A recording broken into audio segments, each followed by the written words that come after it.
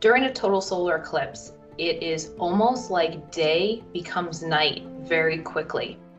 So knowing that there's going to be a change in that light and life-giving energy means that we can predict when animals are going to have a rapid shift in their behavior, which results in changes in the acoustic environment or the soundscape.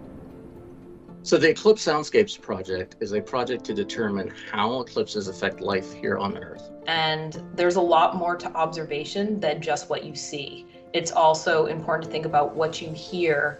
We're measuring how the rapid onset of darkness during an eclipse affects wildlife by measuring the changes in sounds that they make. The general public is best suited for this type of project because the general public is everywhere.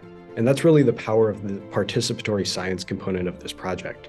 It enables recordings and observations of soundscapes across the diversity of ecosystems covered by the path of totality.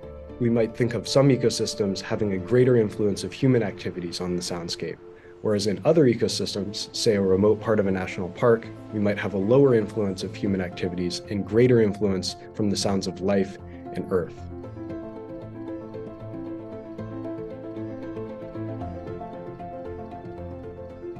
The only way to properly preserve a species is to understand it. The only way to understand it is through scientific study on their behavior, their patterns, and their habitat requirements. One of the things we'll be doing during the total solar eclipse is setting up these recording stations. So these are our acoustic monitoring stations. And what we're doing is listening for calls of the different bat species with the hopes of maybe picking up some of those endangered species like the northern long-eared bat. We're hoping the results of this study will inform us about the health of our bat populations on Hot Springs National Park and help improve future conservation efforts.